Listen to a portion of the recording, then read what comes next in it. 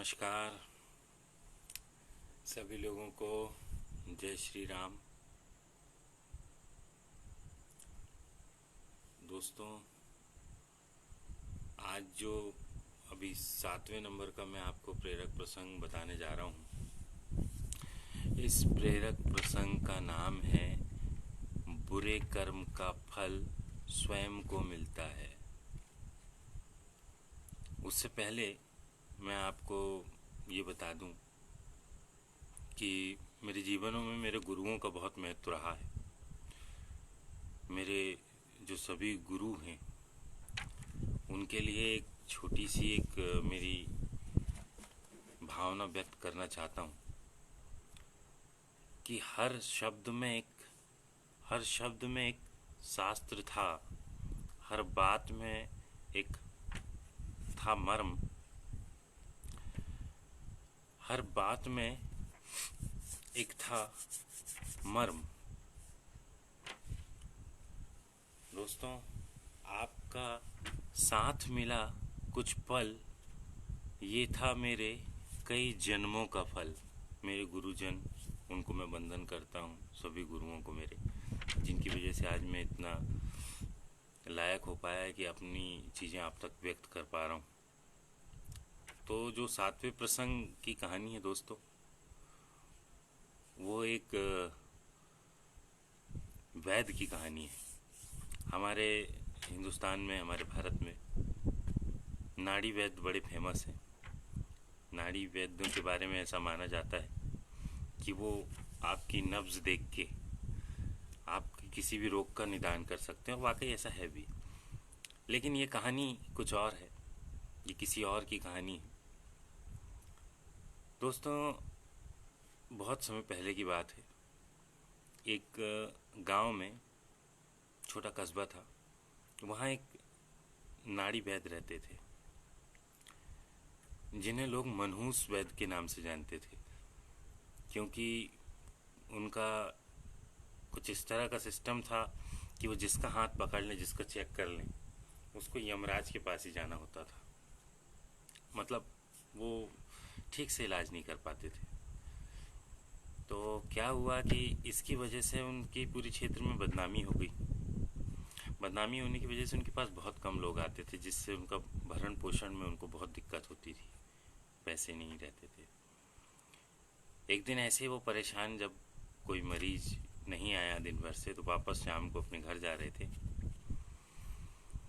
उन्होंने घर जाते वक्त उनको लगा कि यार मैं थोड़ा थक गया हूँ। थोड़ा एक पेड़ दिखा उनको बड़ा सा, तो उसकी छाँव में उन्होंने इंतज़ार करते हुए थोड़ा ये सोचा कि रिलैक्स कर लेता हूँ, थोड़ी देर बाद चलूँगा। जब वो वहाँ आराम करने लगे तो वो क्या देखते हैं कि वहाँ एक कोटर था। कोटर मतलब क्या होता है? इतने बड़े बड़े छेद होते हैं पेड़ों में, जहाँ पर सांप वगैरह रहते हैं, सांप या कोई जीव जंतु, जो चिड़िया वगैरह, ये सब अलग अलग तरह के। तो वहाँ उन्होंने देखा कि कोटर में एक सांप बैठा हुआ है। जब उन्होंने सांप देखा तो उनके मन में ये विचार आया वैद्य के कि काश ये सांप किसी को काट लेता और वो मेरे पास इलाज करवाने आता, और फिर मेरे पास उससे कमाई हो जाती मेरी। ऐसा सोचा उन्होंने। उसके बाद फिर ये भी सोचा कि ठीक है, वो तो, पर ये सांप बाहर कैसे आएगा और काटेगा कैसे किसी को। तो उन्होंने देखा कि थोड़ी दूर पे कुछ बच्चे खेल रहे थे।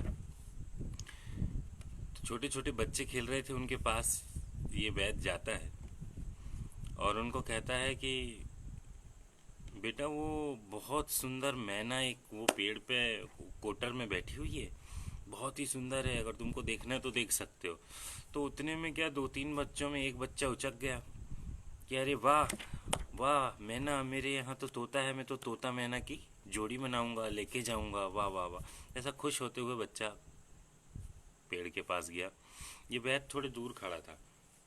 बच्चा पेड़ के पास गया और उसने मैने को निकालने के लिए यूं ऐसा कोटर में हाथ डाला। जब हाथ डाला तो पकड़ा, तो उसने देखा पास में लाके कि ये तो सांप है। डर गया बच्चा एकदम। डर के उसने यूं फेंका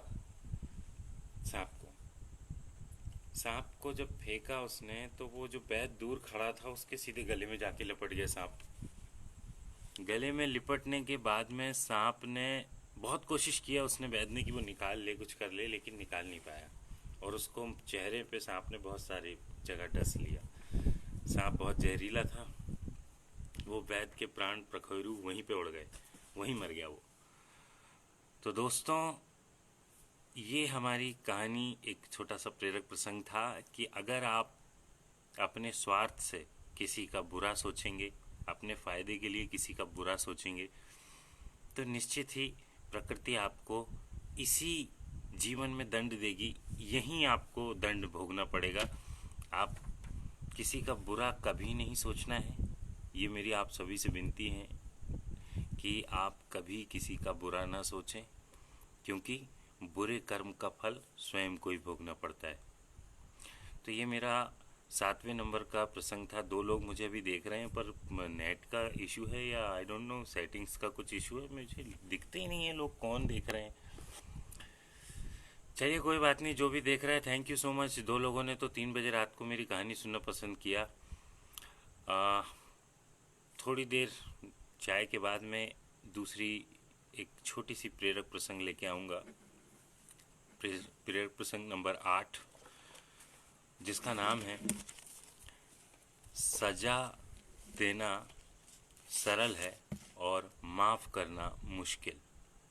इसके बारे में हम बात करेंगे। उससे पहले मैं आपको कुछ बता दूं। अभी बड़ी नेगेटिव न्यूज़ चल रही हैं, तो मेरा उस बारे में भी मैं आपको कुछ बताना चाहता हूं। जब भी आप कोई न्यूज़ देखें, अगर वो पॉजिटिव है तो उसको 2 बार चेक करें, उसके सोर्स चेक करें कि कौन सी वेबसाइट पे उसकी न्यूज़ दी है, और फिर उसको कंपेयर करें कि क्या वो टॉप 10 जो न्यूज़ चैनल है, जो ऑथेंटिक न्यूज़ चैनल है, उनमें से है या कुछ भी ऐसी नकली न्यूज़ है।